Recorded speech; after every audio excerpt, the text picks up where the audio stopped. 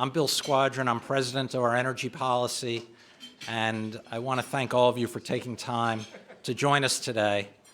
I do want to say at the outset, this is probably the program I've been most excited about for a while, because we do these luncheons. I see a lot of familiar faces, some new ones, but it's always on topics that are confounding, challenging, difficult, and people leave the room shaking their heads, and what are we going to do?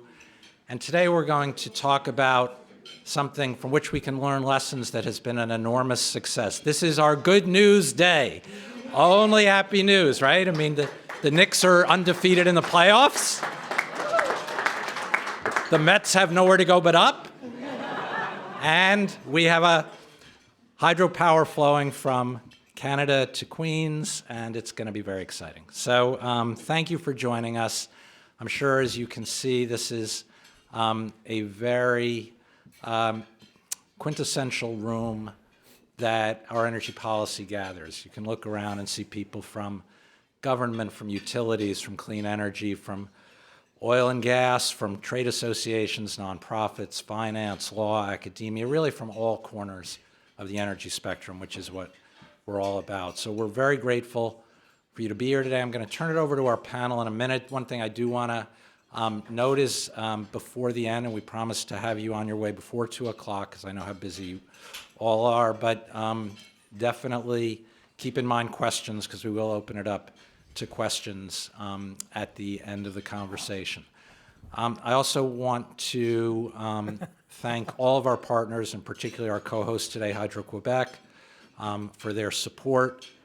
We could not do everything we do without the support of our partner programs, our leadership circle, and all of you who provide that individual support. So thank you very much. I also want to note we have a couple of our board members here today, Stephen Birkenfeld, Jay Warrenklein. So thank you for being here today. And finally, I also want to acknowledge our organization's top-notch staff, Jordan, Carol, and Julia, others who have done such great work to help put this together.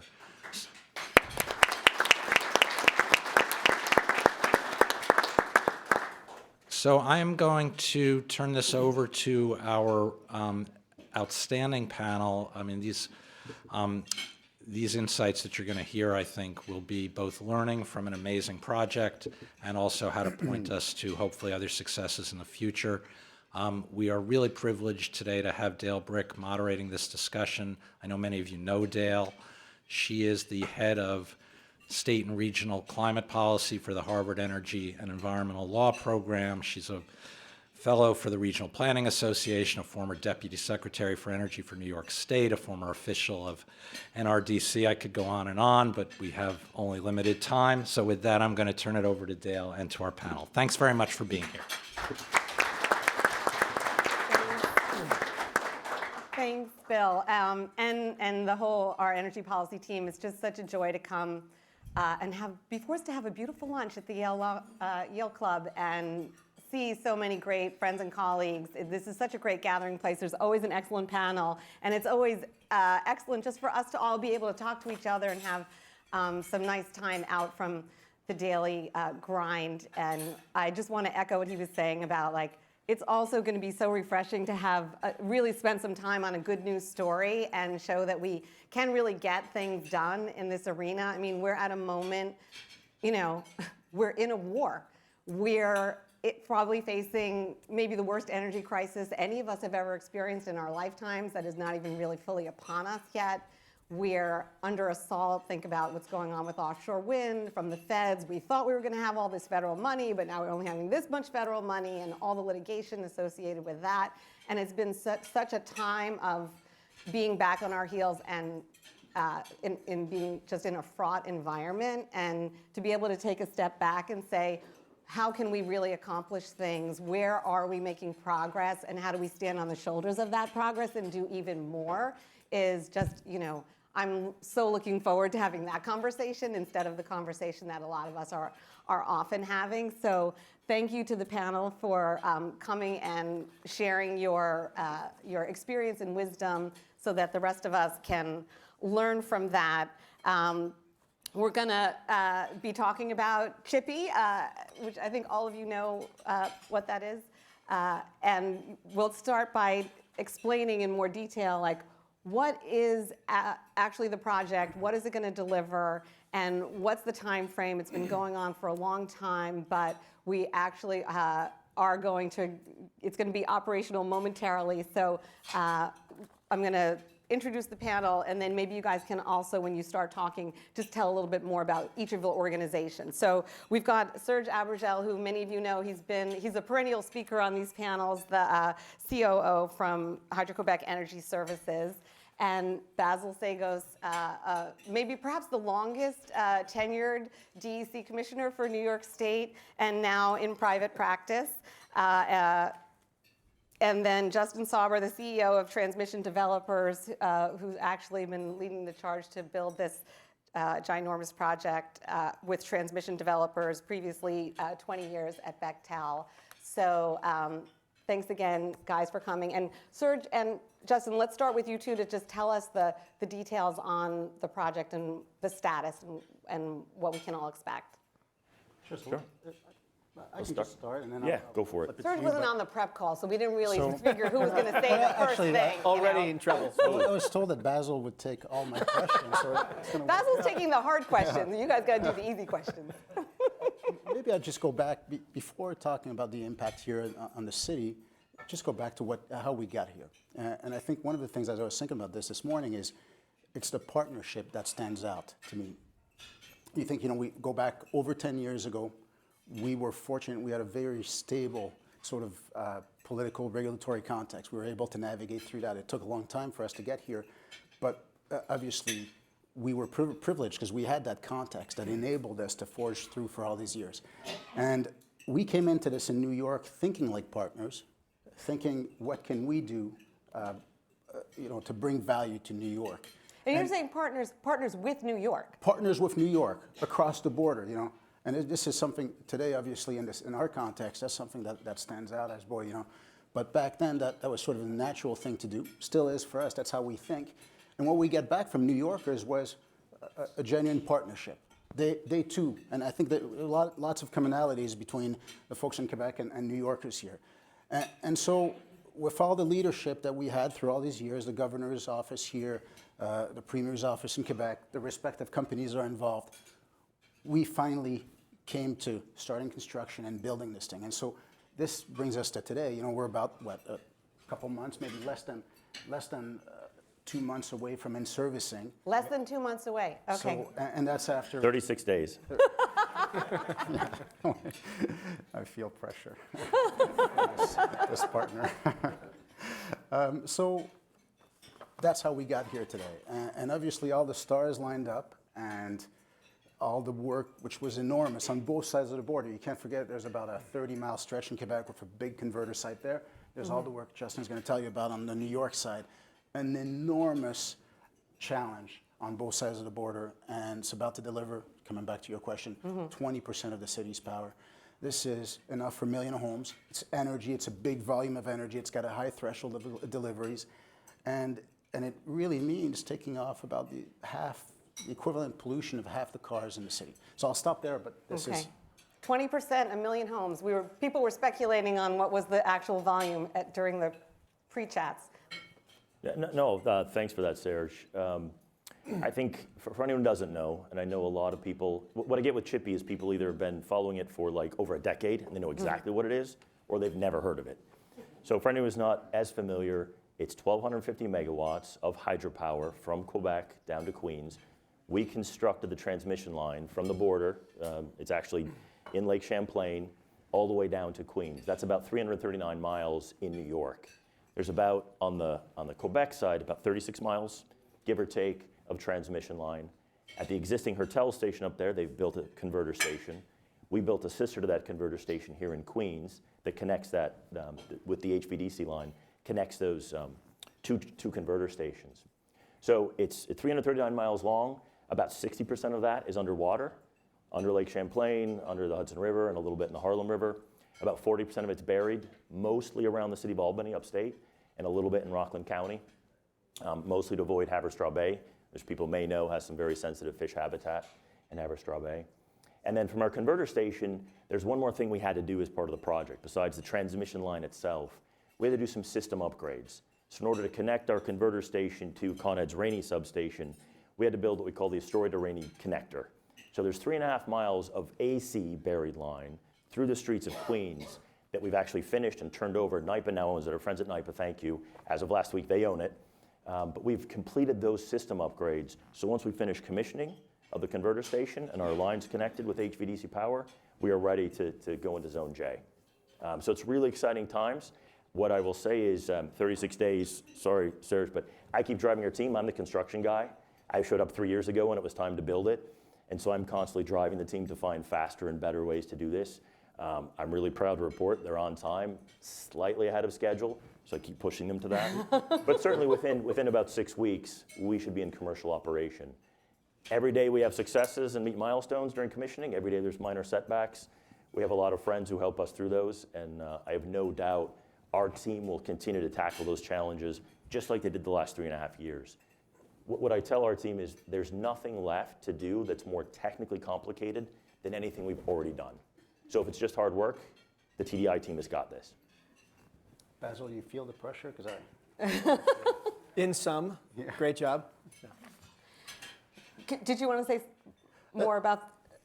just one point that worth bringing is we talk a lot about a transmission line, but you're really linking the city of New York, the biggest consumption area in the Northeast, I think, to our hydropower generating stations in Quebec. So 62 generating stations, reservoir hydro, 37,000 megawatts. It's been built through the last probably century or so, up to recently in the early 2020s. So it's more than a transmission line in the sense that it really brings you this diversity with renewable power right here in the city that's dispatchable. All right, we're going to get into all the benefits in a second, but Basil, I want you to speak to what Serge was talking about in the beginning about the partnership with New York. Yeah. Like, how do you think about what was New York looking for in getting this whole conversation going way back when you were there? Sure. And I don't work for these guys. I don't represent them either, even though I'm in private practice right now. So I'm speaking just from my personal experience. That's actually one of the things that I think that has really characterized this project is the partnership approach. As I was commissioner traveling around the country to various meetings and whatnot, I would often use this as an example of how to do a project right. Incredibly ambitious, right? Talk about how difficult it is to get anything done in New York, much less a 339-mile transmission project, which is going through sensitive fish habitat and Lake Champlain and dozens of towns and villages. Incredibly difficult to get anything like that done.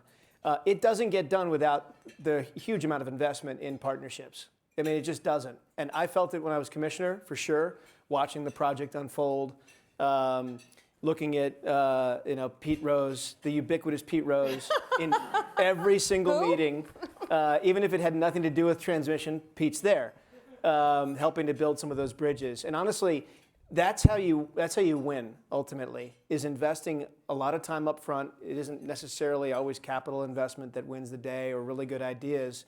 It's developing partnerships and relationships in communities that are authentic and responsive. Projects are going to go bump in the night. You're going to have mishap along the way. You need to have built those partnerships in advance of those things happening in order to resolve a construction project of this size by the time it's underway.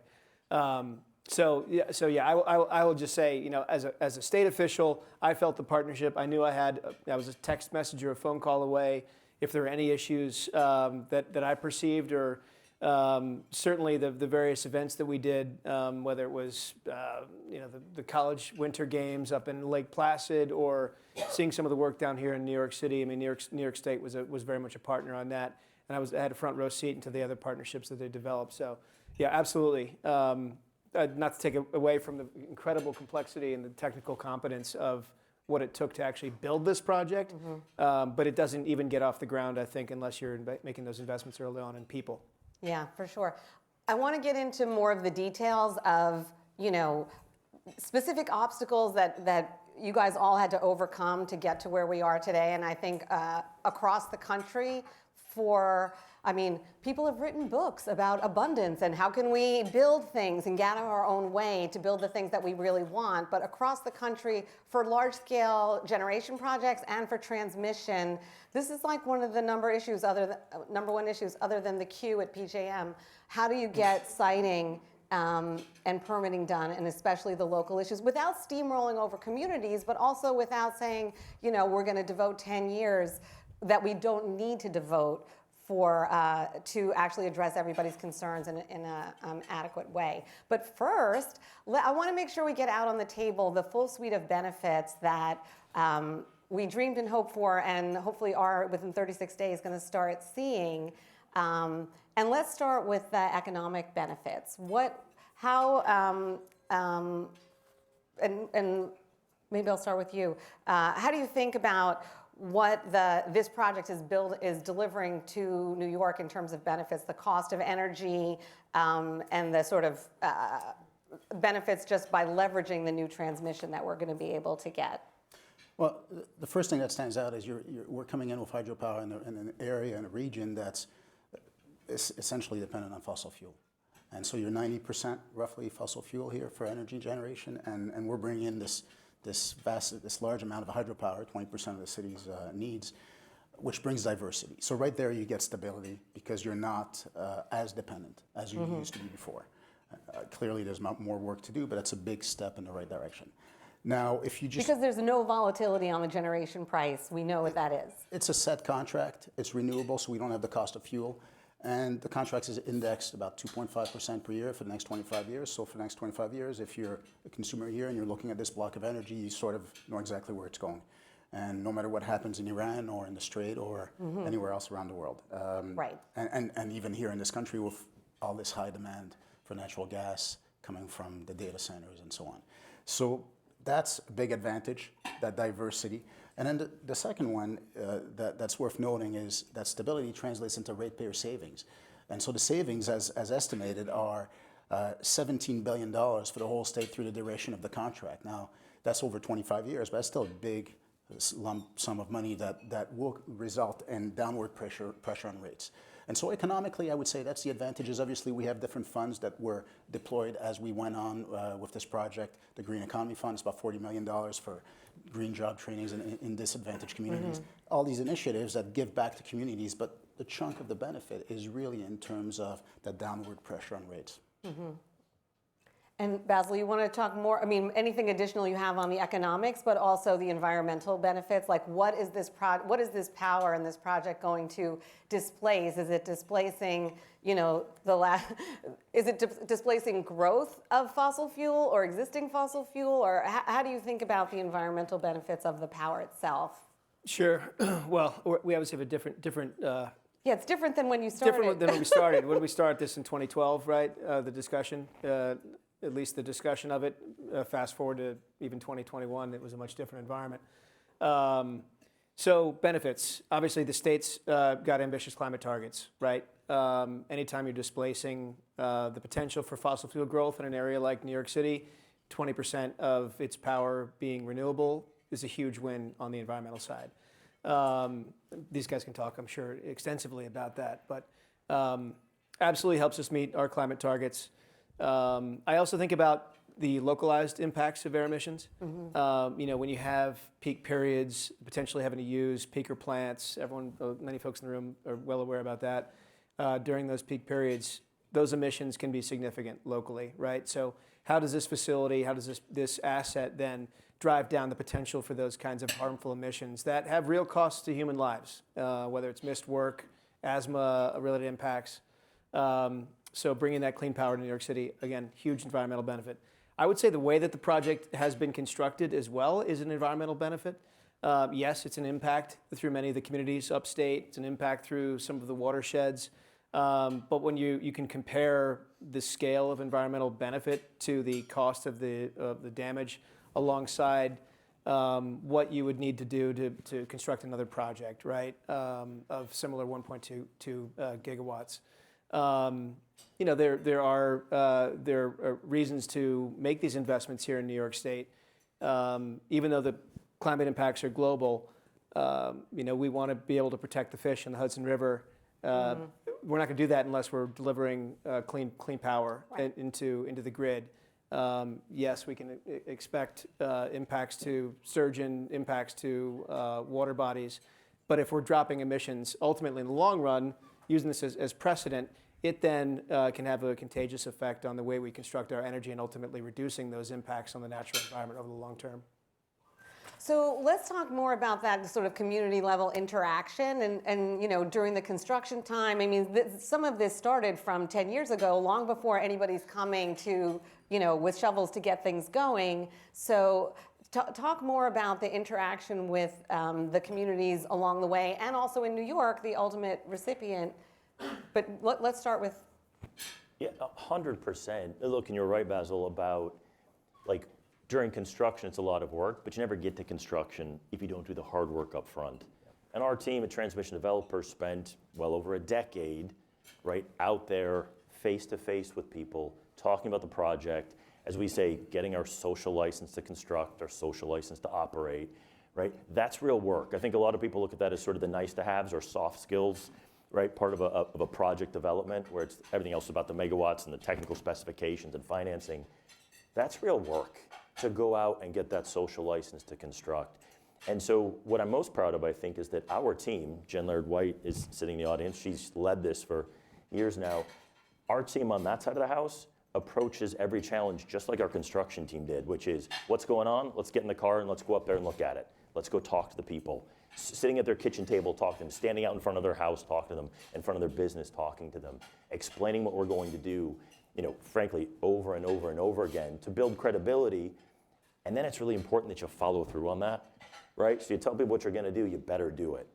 And I think that's something we were really, really successful in, is saying we had a good plan, we explained our plan, and then we executed. And of course, nothing ever goes exactly as you expect, but when you have reasonable variations and you've built the credibility by talking to everyone, everyone's supportive and helpful, None of this happens without the community, the regulators, all our different partners. There's so many third parties and existing utilities that you have to coordinate with. And none of this works if any of them are skeptical or any of them have reservations about what you've done. And so it's real work to do up front. And then, of course, in construction, I will also say, as mostly a construction guy, although an environmental engineer by education, it's always a bit funny to me when that day comes and you pull in some flatbeds with a bunch of equipment. Even though you've talked about it for 10 years, everyone goes, oh my gosh, you're starting. What's this, And I have more questions. And again, that all works because you already know them. And they call up Jen or Justin or whomever. We just answer the phone and explain what we're doing. And if you have that credibility, this whole thing works. And if you don't, it never will. And can you give us a flavor for the issues that came up in those kind of conversations? Are people just thinking oh my God, there's this mega construction project that's going to disrupt my life, versus actually being concerned about the longer term impacts, the environmental impacts that Basil mentioned, or even the larger scale impacts, is this whole thing a good idea? Why do we want hydropower from Quebec to be coming here? There's different sort of levels of issues that people could be raising. Oh, totally. And it depends, Frankly, if you're someone upstate, you can sympathize. This is power from New York City, So they're saying, you're coming through my town, you're doing all this, what do I get? So you have to help people understand, one, there is an overall benefit to New York State, of course. But also, look, frankly, there are a lot of tax benefits, Chippy's going to be paying property taxes for decades to come, and that's a lot of money. So there are tangible benefits, and Basil and I were joking.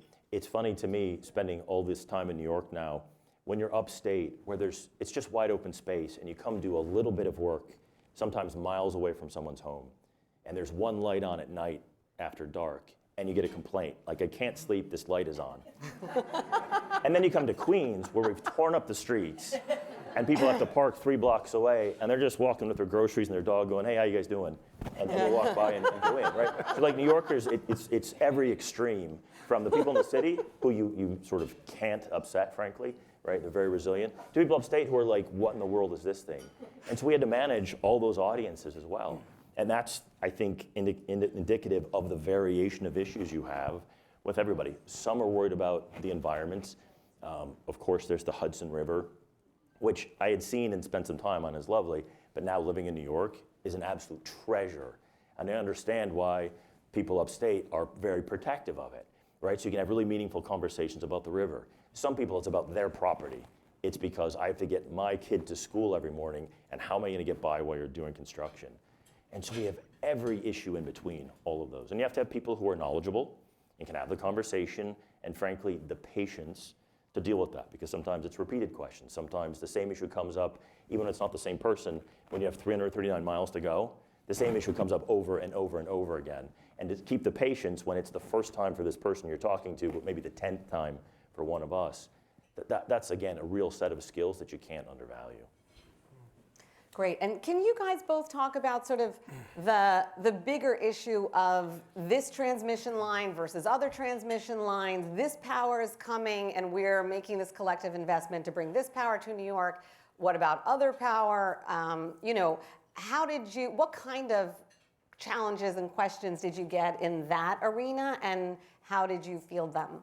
There's an evolution of things, I think, when you compare, say, New York to what we've experienced in New England, where we had a lot of adversity there for a similar size line, similar capacity in terms of how many people we supply. We had 2 referendums there, 37, 36 regulatory and legal challenges. And so you bring that here, I don't think, well, no referendums, obviously, thankfully. And so far, no challenges either. So I make that comparison because I think things evolve. So New England was before, this one is after. And I do think people in general are getting more sort of aware that there are needs in society. We went through, utilities are partly responsible for this, but went through a long period where we had enough power, enough of a robust grid to support our needs. And utilities didn't really do much interaction with people to explain and educate us to the needs, the future needs. We got comfortable, and we got a little bit behind. And we had to catch up and explain and educate and sort of help people along and provide facts, really, where I think is really key. That said, the conversations in New York, you had a very wide range of stakeholders. At both extremes, I'll say it sort of simplify view that I have, that I take away. You had on one hand the local fossil generators. So the ones that stand to lose economically by this large amount of power coming here. And so obviously they're not going to be happy to see you there. On the other end of the spectrum, you have what I would call more the purists, which are some of the environmental groups and some of the stakeholder groups that view anything new as harming the environment. And so, if it's not pure, it's not perfect. It shouldn't happen. In the middle, and so those two groups are very noisy. In the middle, you have the mainstream. And the people that you can talk to and you can share facts. And our job is not to sell this transmission line or this power from Quebec or anything. Our job is just to provide facts. You guys in New York decide for yourselves. And and I say this respectfully, but it's your transition. We're doing our transition on our side, and we're struggling just as you guys are. So that said, I think we had a lot of good interactions with those people that were more in the middle. The ones in the extremes, you just can't compromise with. You can't come to an agreement with. And this is maybe one of the lessons to take away out of this is, there's only so much that we're going to get in terms of unanimous sort of everyone agreeing that this is necessary. You come to this pragmatic sort of conclusion, the bulk of the people will agree, some will not, and that's fine. Yeah, and look, no secret, the energy transition will be the hardest thing that we do. One of the hardest things we do ever, to move off of what we used to, what we currently still use to power our daily lives into something new in the future. The easiest thing was signing the law to get us to that point, right? Signing the law, establishing the regulations, doing all the rate cases, all those things are the easiest, right? When it comes to actual implementation, that's really where it becomes really painful. I mean, you're looking at a series of companies here that invested an enormous amount of money and time early on to get that social license, as Justin explains. And now 5+ years of very complicated construction. You multiply that over the course of all of New York State's needs, or take any state, right? Any state doing this. This is but one solution, right, for New York's needs. We're talking about moving 20% of New York City's power, which is 90%, 80, 90% fossil fuel into renewable economy in the future. The amount of time and money it took to get to that point and acquisition of social license reveals how challenging this is going to be elsewhere, especially when we start talking about other things that are NIMBY focused, like solar, like wind. Very difficult to permit solar and wind, even though I think we're doing a very good job of it in New York State, notwithstanding the changes in Washington. Offshore wind obviously isn't happening right now, at least new offshore wind. And battery storage is, of course, the misconceptions about that, how difficult that is to permit locally because people are afraid of fires. So not every developer has to do what Champlain Hudson has done, right? But they have to adopt that model of rigorous outreach, right? Technical competence to develop and establish projects that actually will get done. But working within a regulatory environment that actually will welcome it. And those things are very challenging to do at the same time. Now we have a period of growth, right? We have potential data centers coming online. We're obviously electrifying the state at the same time. So we're building this transition. We're building the transition as we're flying it, which makes it even more challenging. So I would constantly bring other developers back to the bottom line. You have to begin creating those partnerships up front. You have to begin working with the regulators on a regular basis, and then you have to establish those footholds in various communities in order to get the really challenging things built that we need to build over the coming, call it 20, 30 years of our transition. But these guys have done it very well. I'm hopeful that others will see this as a lesson for how it can be done moving forward. So early and often engagement. Can you guys talk about like how much, were there things that you did differently, like addressing the concerns that people are raising at every level? Like some of it is just information flow. And then like you're saying, and actually being honest and following up and being there and not just having one conversation. But were there things where you were like, maybe we can address that by doing something a little bit differently? Or I mean, maybe there's also in the development of the Clean Economy Fund, is that what it's called?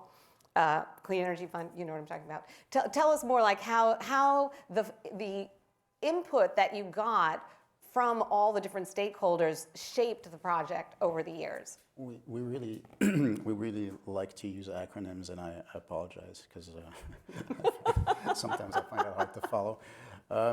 Yes, adapting as we went through.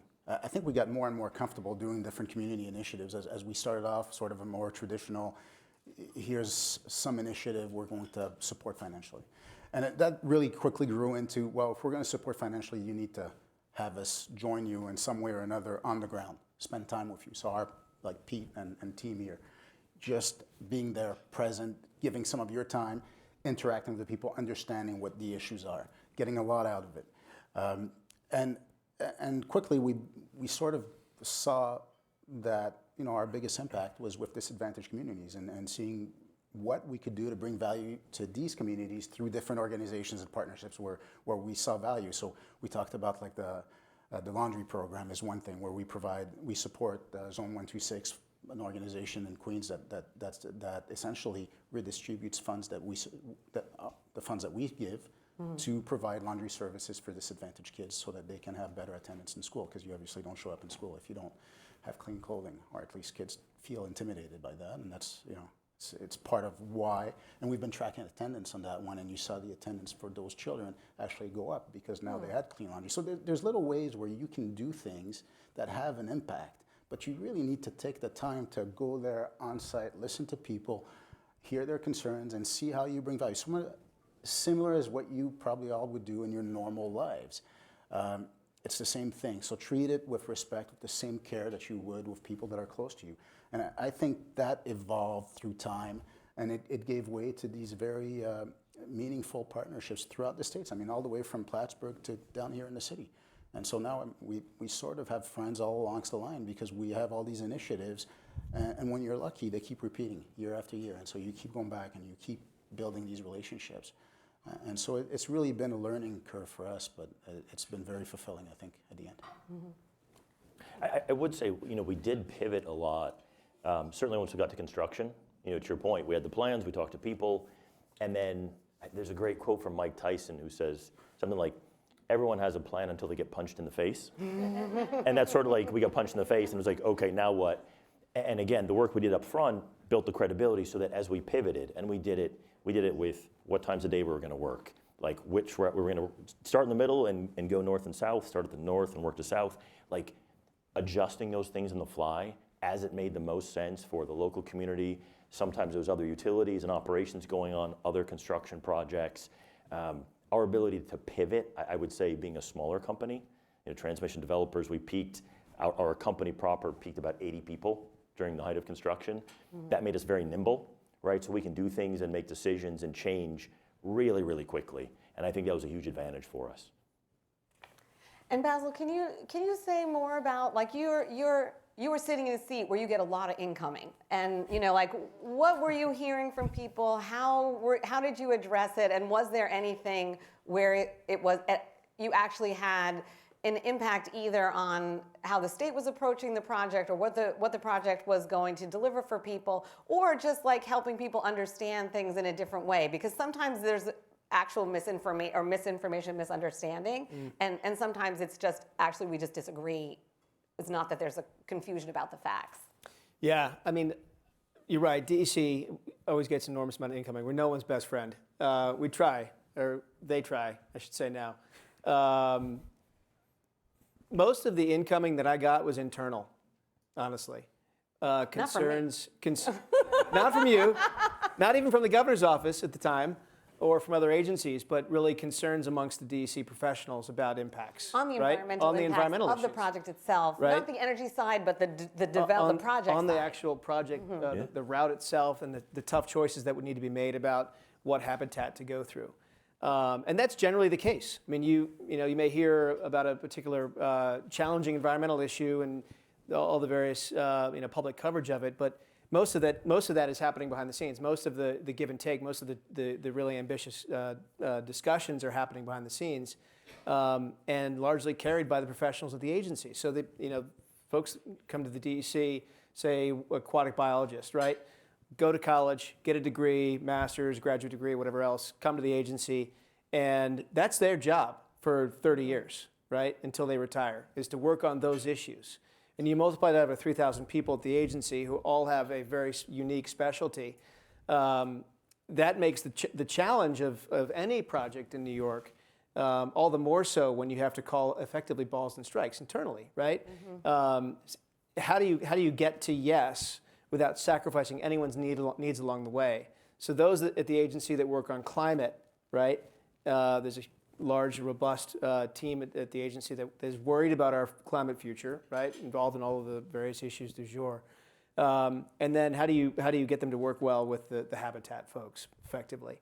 That again starts with having a good partnership with a trusted player that you can make a call and have adjustments made in the project ultimately when it goes through permitting. But for the climate folks to have to explain to the habitat folks that we are going to need to make some of these kinds of investments, and it may have some impacts on your resource. The big picture is, over the next 20, 30, 40 years, if more of these projects are getting built, we are giving our state and our environment a chance to weather the climate storm. It's like the enlightened self-interest of that resource is a longer-term view. Look big picture, right? Don't sacrifice, don't allow for damage now, irretrievable damage, irrecoverable damage, but adapt and remain flexible for the long term. So that was most of the challenge that I experienced on this project, was just the internal challenge. Of course, there was incoming. I mean, the DOT commissioner was concerned about traffic in the Haverstraw region based on the routing. So we had give and take with fellow counterparts in the agencies. I'll just say one note about that from a CLCPA perspective. All of the commissioners of the various agencies were effectively at the table for 4 years, putting the scoping plan together in the CLCPA. That gave us really good connectivity and internal communications and the ability to resolve challenges internally. So in a way, the law sitting us all down, making us work through all of these kinds of questions over time, gave projects like this a chance because we had an easy pathway to resolving problems between various agencies. So just in thinking about larger picture and what we want to take away from this whole conversation of lessons learned and how can we stand on the shoulders of this, that kind of enlightened self-interest approach to what has to happen in the regulatory process, all the approvals to get something built, and the kind of whole of government really kind of owning each other's objectives and goals and being a team instead of everything so siloed. So those are great takeaways. Can you just say a little bit more about, for the, the process going through on the habitat side, do you think of having like a two-tiered system where it's like, well, if you're building a toxic waste dump, really, let's take everything to the 15th decimal point on like your analysis. But if we're building projects that we really want for environmental reasons, then everything can be whatever, more expedited. Like, or is it really the whole thing could just be more expedited if we were thinking more clearly about what our ultimate objective is? Like, how do you think about institutionalizing the process so that going forward, everyone can have more success and even do things more quickly, even than this project was able to do? Yeah, I don't think a two-tiered system is a good strategy in any bureaucracy, right? Because you're effectively signaling that you're going to favor one particular industry over another. And that's really difficult if you're in the perspective of a company, you're going after investors or pursuing permits. You want certainty, right? So multiple tiers reduce that certainty and ultimately create friction long-term between regulated community and the regulator. So you want to avoid that if at all possible. Expediting our work, absolutely. We need to be able to move more quickly. And some of the function of not moving quickly is maybe a disengaged executive, didn't have that in this case, but an executive who is not prepared to make a decision one way or another, which can drag things out, right? You and I were in government when some of that happened. Bad projects, obviously, when people know, bad news is coming, obviously it makes it more challenging to get something done more quickly. The regulatory process is inherently slow, but sometimes for good reason. So you have to figure out what those reasons are and look to make sure that we're getting the work done in the various permit proceedings. But ultimately, I think we could all do, both nationally and at the state level, do a better job of cutting red tape. Right? It doesn't need to take 10 years to get a vital transmission project built. It just doesn't. We're in a race right now. We're in a race against multiple, I don't call them enemies, but climate change is an enemy, right? Some of our foreign conflicts right now are as the result of the lack of transition over time. So, we need to be able to move more quickly, and some of that is on permit reform. Some of it's, of course, on political priorities, but DEC, to its credit, I think is willing to be flexible. I think at least on some of the environmental review processes. Do you have what are your thoughts from the other side of the table about how can we institutionalize some of the things that maybe worked well here, but even what could we be doing better on both sides, both from the industry side and on the regulatory side? I'll say two things. For the industry, certainly having this creative approach to do things differently and to reconsider things that you've maybe never done before but should be doing.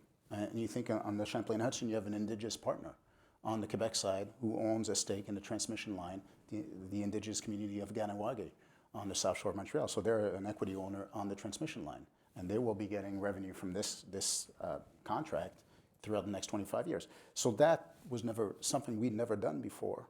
And having that ability to challenge internal practices, the normal Indigenous sort of relationship within Hydroquébec for, I'd say since probably the early 70s, has been compensation.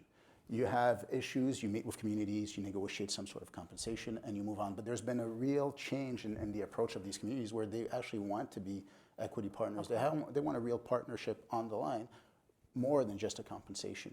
And so for us to evolve towards that is definitely critical in terms of just a fair practice and adjusting to the times.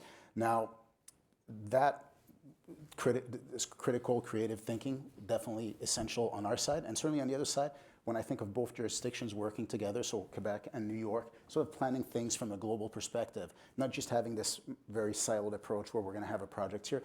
mind you, this is a project, but it's much more than that because it does integrate both grids together, and that'll create lots of efficiencies way beyond the contract.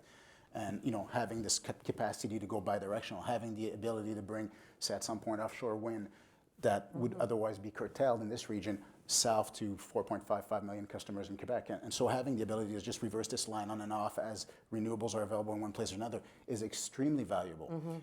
And so bring that approach, that whole holistic approach to how we plan grids, not just New York and Quebec, but the broader region, New England and Ontario and the Maritimes and so on. That would be extremely valuable for all of us, I think. I would add, first I'll second everything that's been said, but picking up on something Basil said about helping people get to yes, right? So watch over and over again, people who are really smart and working really hard and trying their best, but the scale and complexity of Chippy sort of broke the machine. Like they don't have the structure and the procedures to deal with us. And in a lot of cases, it's sort of dangerous to get to yes for them. Like I can say no and I'm not gonna lose my job. If I say yes, this thing is weird and different, I'm going out on a limb. And so I'd ask everyone to think about how do you put policy and process in place to support the staff? Because the staff are frankly killing themselves. Like we can all complain, yes, let's go faster, let's all work a bit harder. Totally, that'll help. But it's not because people aren't smart or not trying. Like they're trying and they kind of go, I don't know what to do with this thing. This thing you guys have is so weird and so different and so big. I'm afraid if I say this is okay and approve it, I'm gonna lose my job. And helping them get to yes with some real process that says this is how you deal with projects of this scale or complexity, transmission, whatever it is, we have to put something in place to help the staff. Otherwise, they're going to keep wandering in the wilderness, and then everything has to go to a very senior level to be resolved, which is always like sort of the nuclear option, right? And everyone feels bad, like you went over their head, and people feel like you're bothering them. We can help the staff much better than we are now, I think. And that would be my ask, because I see it over and over again across the agencies, really across all the large organizations we work with. They all have a similar problem. Yeah, so it's either taking more time and is more fraught, or maybe people are saying no at an earlier level when a yes was possible, but it was just like, how would you get there? Totally. I don't think they have what they need to get to yes, at least not quickly. I think if we at least get them that, I think they can do a great job. Interesting, interesting. All right, we're going to go to questions shortly, so start thinking of your questions. And it's a very friendly environment, so don't be shy about your questions. But I want to ask also about some of the financial obstacles. I mean, during this whole time period, we had some big things. I mean, we've already talked about data centers and the rise of data centers, but let's see, we had COVID, we had supply chain issues, we had inflation issues, and more. So can you guys talk about how you navigated? I mean, those challenges derailed a lot of projects, but they did not derail this project. So how did you do that? I'll give you two things to start. One is, I think there's a little bit of luck. I was not yet with transmission developers when COVID started, but I was on an existing project. And I think if you already had your project team and everyone knew each other, then COVID, while it was disruptive, you could all sort of figure out a safe place to go and then keep working. If you were trying to start something new, where you need all this FaceTime and getting to know people, that was really hard, right? So anyone who was trying to form or get things going, I think really suffered more. So we got a little lucky that TDI was already mostly together. And then there was just some really good analysis and shrewd assessment of here are the risks, and we're gonna make an investment. We're gonna go buy 300 miles of cable, right? And we're gonna put in that order right now. That takes some guts, and I think whatever you think about private development, private equity in particular, you have to give a lot of credit to Blackstone, who funded this, who, whatever else you want to say, they are good at math and they're good at assessing risk, and they realize this is the best way to make the project go, and it makes sense. Put in the cable order, right? So you're putting down hundreds of millions of dollars to get cable on order. That takes years to get. If we didn't do that, we wouldn't be here today. We'd still be waiting to get cable, let alone talking about having it installed. So I think those two things, a little bit of luck, but also you have to make really, really wise decisions, and there's no way around doing the math. So, and it sounds like what we were talking about earlier about the depth of relationships and the amount of communication to give you the confidence to take a bet like that is foundational. Yeah, the communication of it between partners, between stakeholders, just to get a general sense of confidence, like to the point that you're making. How do you proceed with all these procurements, all this money you need to put down, with having the comfort that it's going to work out? It's not an obvious one. There's lots of surplus cable available in the market right now. You wouldn't believe all these projects that were supposed to happen that are not happening. yeah. And we see the equipment flowing around, and we're asked, "Can you guys are interested in buying this?" There's a real risk to that. So it did work out for us, but I don't know that that's a lesson learned that we can say, please apply it to your project. It's going to work for everyone because of what I see today.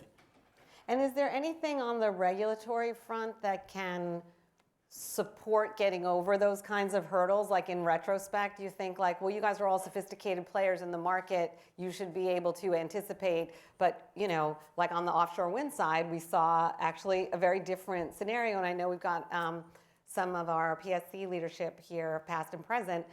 You know, are there things that we should do differently, institutionalize in the regulatory process to be more anticipatory of things that we don't, the unknown unknowns, so that it's fair. We're not saying like, oh, okay, everyone can have another bite at the apple, you know, on the ratepayers' back. You know, how do you think about that?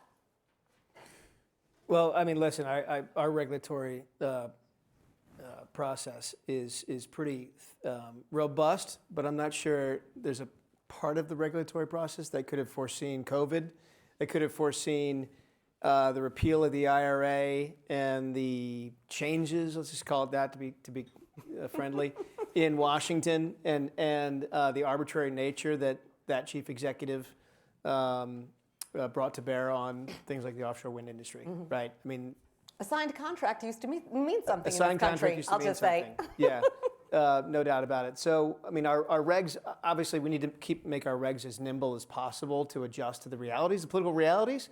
But sometimes it's impossible to do so because it takes a year to get a simple reg done. We're talking about complicated regs that involve an incredible amount of public engagement, public outreach. So I'm not sure that there's great lessons to be learned on the regulatory side over the last sort of 6 years, other than to say, you know, we need people in positions of power who are prepared to look at the science, the facts, the economics, the regulatory support for projects, and not the day-to-day political nature of what might look good or what might not. When ultimately what we need is more power, right? We need more power to power our economy. We need to do things in our self-interest. And this happens to be in our self-interest. All of these great technologies that we're talking about today happen to be in our self-interest and make us more competitive and add jobs, add economic value to our country while making our communities cleaner. So those seem to be things we could all embrace, no matter your political stripes. We need to get through this period right now, get back to reality, and then accelerate. And I'd say just to anyone in government right now is to don't give up on things right now because they don't look good for the next 2 or 3 years. Keep your stake in the ground so that we can come out of 2028 with a full head of steam and not waste time again figuring out what to do, right? That's the worst possible outcome. That's my only soapbox today. From your lips. Yes, we give a round of applause for that. All right, let's take it for questions from you guys. Okay, we got some microphones, and I see 2 right here. Just give them 2 seconds to get to you, please. Brett. Yeah, thanks for all those very insightful remarks. I have 2 questions. One is, what was pivotal? Can you just introduce yourself? Too, Oh, I'm so sorry. Like, it's a conversation. Bill Lee, Spraymar Energy Ventures. Thank you. So what was pivotal in getting Blackstone to FID, to a financial investment decision, if there is one or 2? And then the second question is AI being incorporated into any aspects of what you have been doing so far or you're planning to do? You want to get for Blackstone and I'll. Yeah, look, I'm probably the least qualified to comment on it since I showed up for construction. But I think a couple of things. One, look, setting up the Tier 4 REC system, right, was fundamental. That marketplace was fundamental to making this whole thing happen. And then I will say the other really fundamental thing is the team had a really comprehensive plan. It was a well-conceived project. It did, by the way, start, like they say, on the back of a napkin sort of 20 years ago from our founder. But it was technically well-founded. The team came up with a really robust plan, even through COVID, that convinced them to stick with it. And I think some of it was, frankly, Blackstone, you know, they throw on terms like patient capital, sort of like, you think it's like a marketing term. I don't know what else you can think about but patient capital when these guys started sort of 2011, 2012 to see it all the way through, knowing this was not going to come to fruition until well into the mid-2020s. So I think you have to have that combination of things. Again, if you have a good plan and the math works, they're in. Was there a moment when the cable wasn't likely to be working? I mean, was that always? I'm sorry, I can't comment as much because this wasn't around when they did it. So no, it's just a couple of years before my time. And I can assure you there must have been angst, like you don't place an order of that size. Like, sure, here's a couple $100 million. I have no doubt it was a robust discussion. We did have these moments where you had to make a decision and you didn't have the certainty. So if that's the question, yes. AI, your point on that, not so much on the conception of the line itself, this project specifically, and the work that we're just completing. Just on your speeches. Just everything, yeah. And then I memorized them. not usable here, though. Yeah. You got to think on your feet. Yeah. But certainly on the maintenance side of things, for our transport network and our distribution grid for outage management, we're using a lot more of it now, and I think that's exponential. So we're in the early stages, but I think we're going to see more and more on that side. Okay, great. Thanks. Please, you're next. Thank you so much. That was a lot of information, and I appreciate it. My name is Catherine Skopik. I'm with Sierra Club, and I've also worked with Riverkeeper, and I'm presently part of the Alliance for Nuclear-Free New York. My question is actually, well, there are three minor parts. One is, when will Chippy be operational? But you already said 6 weeks. Roughly June 1st or around there. Pardon? About June 1st. About June 1st, okay. The second part is, where will the power come from? Because earlier this year in February, I believe it was, you didn't have enough power, so to go to the transmission line in Maine and then come to New York City. So where will the power to power Chippy come from into New York? And speaking of coming into New York, I'd just like to point out that both Governor Patterson and Mayor Dinkins did not want Chippy. Chippy has been has made several trips of efforts to get this going, and they did not want power to come in, Chippy to come in. In fact, this is from the New York Times, an article, August 30th, 1991. What is, he said, to the editor, hooray for Mayor Dinkins for having the greatness of vision to realize how misguided it is to buy yet more hydropower from Canada. Buying power from Canada replaces environmental problems we can see with those we can't, which is attached to the third and final question. What is the moral justification for alleviating the burden of environmental justice communities in New York City at the expense of EJ communities in Canada? Okay, so this is about the Hydroquébec side of the equation. Yeah, so this is one for you, Basil. Yeah. All right. So there's many. That's funny. There's many things. There's many things in that question. I'll go in order. The first thing you mentioned is early January this year, where in our Massachusetts contract, we did not deliver for 2-3 days. Now, these are energy contracts. I'll just be very clear about that. They have a high threshold of deliveries, but they are not capacity contracts. So they don't go into the 24/7 reliability calculations that the grids, where the grid operators make their calculations from. So it's an energy contract. It's got a high threshold of deliveries, but it has flexibility. And the flexibility is built in for exactly these moments that you're referring to, when there's extreme cold and there's reliability curtailments on both sides of the border, and grid operators have to ensure that the lights stay on. So yes, for 2 days or 3 days, we didn't do that. However, for 362 days remaining, we are delivering and displacing fossil fuels. So we think there's value there, and the life cycle analysis would probably support that as well. Now, just for the other point that you made, look, I'm not going to speak for New Yorkers and the decisions they've made. You have an area here, communities here in the South that are 90% dependent on fossil fuel. We're not pretending hydropower is the perfect, purest source of power, but it is renewable compared to fossil fuel. And on a life cycle analysis, it's pretty much on par with wind. It's actually a little bit better than solar. And so it does help decarbonize the grid. And so there's a decision that's been made society-wise here to go with that. And obviously we support the decision. We think it's the right decision. Now, as far as indigenous communities, I would invite you to maybe go on site, meet some of these communities. We can organize a meeting with the Grand Chief that's a partner in this project and yourself so that you can find out about some of the details about their sort of reality and what we have here. Again, not pretending that their life is perfect. There's an in-between here. But our job on this one was to ensure that they'd come on board, they'd be an equity partner, and they'd see some of the benefits of this line, and I think the result is pretty good. Thank you. A quick follow-up. You said there will be power coming in the 362 days or whatever. Where is that power coming from? So that power comes from our 62 existing generating stations. So it's hydropower, it's existing. Some of it was built over 100 years ago, some of it was built a few of them were built as recently as 2020.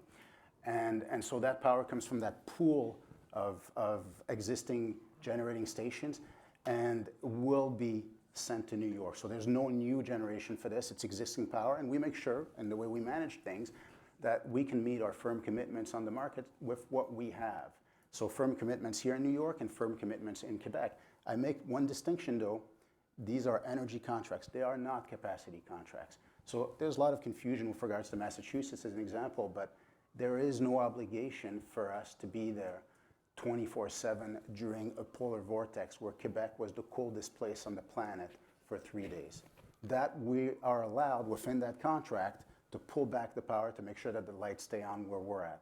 And that, it's just a product they bought, essentially. Thank you so much. I appreciate it. To all of you. Thank you for the question. We've got another one here in the back. Thank you. Hi, my name is Elizabeth Bellis-Wolfe with the office formerly known as the Loan Programs Office at the U.S. Department of Energy. If I wasn't told I had to introduce myself, I might not have. But my question for you is this. At our office, we also have a tribal loan program. We've had it for many years. It hasn't been heavily utilized. One of the things it can do is projects that are partnerships with tribes and private developers. I'm hoping that you might have a public case study or other resource materials that we could look at for what you did with the tribe in Montreal, because it sounds like a really interesting model for us. So I don't think we have a case study per se, but certainly we're willing to share information and just maybe put you in touch too with the Grand Chief on that side, and they can share what they have. Maybe somebody here wants to write a case study about that. We have time for a few more. Other questions?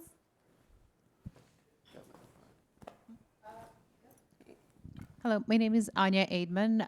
My question is on trust infrastructure. And I think all of you mentioned that throughout this project, everyone has built trust in each other, in the partnership that you were doing this one thing that's going to be complicated, and you all going to continue facing challenges and obstacles and overcoming it.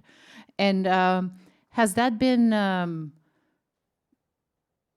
somehow, I mean, there's a lot of soft and relational, trust in working together, but I feel, and this is something that I see a lot, the trust infrastructure is lacking. We're missing that in between agencies, and we're missing it in between organizations. We're driven by profit and not necessarily by impact, and impact is, separated into different things. So how are you able to, and it also sounds like different companies, different people went through iterations through time. How are you actually, what are the best practices and lessons that you've learned from this experience? How do you maintain this trust infrastructure in infrastructure project? Well, maybe stay off Twitter. First and foremost, I learned that. It's been very healthy. I say that almost in jest, but for real, maintaining actual personal relationships, developing personal relationships one-to-one, even through COVID, if you have to do it through phone or Zoom, and putting less of a premium on just like sort of generic trust building. That's what you need to do. We're in an environment of incredible mistrust right now of institutions. I mean, whether it's public institutions or private institutions. We can talk about how we got to this point, but it's, over the course of the last 10 or 15 years, really since the late 2000s economic crisis and the Flint water crisis, major environmental and economic initiatives like that, or events like that, sowed that mistrust, helped us sow the mistrust in institutions. And it's made, as somebody who was running a state agency that no one really trusted, we found that there were some very simple ways to help to gain that trust. They were all very hard. Simple but hard. Simple, straightforward. Go into communities, make yourself vulnerable, speak in active language as opposed to passive language. Get your face on the internet. You are the name. You're the representative of the agency. You are not a nameless, faceless bureaucrat. We're proud of what you're doing. Get out there and talk about the project. Get out there and be vulnerable, be accessible to communities or to individuals who are concerned about projects and programs. So there are ways to build that trust. It just requires an enormous amount of work. And you're talking about, to your point, Justin, individuals of these agencies who are completely overworked. So their ability to do those kinds of things, to actually go do the soft work that ends up saving you time in the long run, is really difficult because you're bouncing moment to moment, second to second on various projects. But I think, as this project shows, without that kind of work, we never get any work done. We never get projects done that ultimately benefit society. So you need, again, going back to the top, leaders in positions that believe that, right? Whether you're corporate or private, or corporate or public. And you need to give people instructions to go out there, to be themselves and actually be accountable to communities and actually build that trust up over time. And create durable, creating in a way to do it in a durable sense. I think largely it's going to result, this is going to be the result of the people who are in these positions as opposed to the agencies or institutions themselves carrying that kind of mentality forward over time on their own. But to the extent that boards and sort of the more durable faces and names within these agencies can help to kind of create that sort of durable contract with the public. That's what's needed to get any of our work done in the public, especially projects like this. So, yeah, make those investments. All right, thank you for that. Sorry, confusing on the time here. Kevin. Thanks, Dale. Kevin Hansen at Ørsted, also building a lot of transmission assets across the Northeast. And I think if this was an offshore wind panel, the answers would have been almost identical about how to build these projects and get social license to operate. So great to hear that. I'm curious about your comparing and contrasting not just the upstate and downstate New Yorkers, but the New Englanders and the New Yorkers from your clean energy transmission line for New England versus New York. How is that different? What was the community reaction different? What was the regulatory structural differences? Could you compare your experiences on the New England line as compared to Chippy? How much time do you have? All right, we're going to be here for a while. There's I think the biggest difference, I'll summarize it so it's not eternal, but it doesn't last forever. But in New England, when we started Maine, about 2019, we had some local groups that were opposed. And that's genuine opposition for which we have a lot of time for. And then you had fossil fuel generators, which we don't have much time for. Some of the big players in there. And they started, to defend their market share very aggressively and putting a lot of money into campaigns. And when I say a lot of money, I mean upwards of $50 million. Doing astroturfing, I don't know if you guys know what this is, but it's put money in a local community group and make it look like it's genuine, but it's actually supported by a big corporation. And very quickly, this became a very toxic debate where the local groups became affiliated to the fossil fuel generators, sort of out of a common interest of making sure nothing gets built. And so I would say this is something we didn't see here in New York, and that's a fundamental difference. It's not that New Yorkers and New Englanders are that different. I mean, obviously there's cultural differences, but this is, which I'm not getting into here. but the real challenge for us was dealing with that sort of opposition, fossil fuel driven, and so that led to 2 referendums. One was rejected by the courts about 3 weeks before the vote. The other one actually went through the vote with a very ugly campaign of disinformation, political ads and social media, and the social media aspect was terrible. And in the end, we lost the referendum, and that delayed us because we had all our permits. Construction was about, I think, 40% achieved at that point, and you had to stop the work. In our case, on the Canadian side, we had to, because it's so remote, we had to build warehouses, about $60 million worth of investment just to build these warehouses to store the equipment for years that we were delayed. Dramatic impact on the US side. And 4 years later, everything was reversed again by a unanimous jury in Maine. And because you cannot take away permits retroactively, at least not at the state level, so. Where the rule of law continues to exist. Thank you. Yeah, that is really fascinating. But again, it has to be that the advance work, the leg work, and the communication early can preempt some of that kind of astroturf problem that you're talking about. Because that is, I mean, you do see that kind of thing. Like, how can you have more transparency and shine a light, and how can you get in front of it before it happens? Like, sometimes it's, like collusional, and sometimes it's, I think, not in, it's done for in the best of intentions with the worst impact that doesn't actually deliver what people are trying to get. There's a real distinction. When it's genuine community concerns, that's one thing. But if you're adding on a whole layer of DC-based political firms that are starting to send things on your phone and push these aggressive ads, here's these companies destroying the Maine wilderness. We had a right-of-way that was about, I think, 50 feet wide in only about a 40-mile segment. The rest of it was following existing right-of-ways. So when you're destroying the Maine wilderness because you're cutting through 50 feet of right-of-way through commercial forest, that becomes very toxic. Yeah. And so I don't know that there's a solution to that, well, except for them to stop, obviously. Mm-hmm. Yeah, it's tough.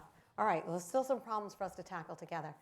Thank you, guys. I think we're out of time for questions, but people will be around for milling about. Let me thank the panel. Really appreciate you guys taking the time and all of you coming. Thank you to all of you. And I just want to say, we obviously learned a tremendous amount. We got a great deal of guidance, although stay off Twitter might have been the best advice we all heard today. In any event, I do want to thank all of our partners again for their support, and particularly thanks to Justin, Basil, Serge, and Dale. We give them a hand for being here today. You guys are great.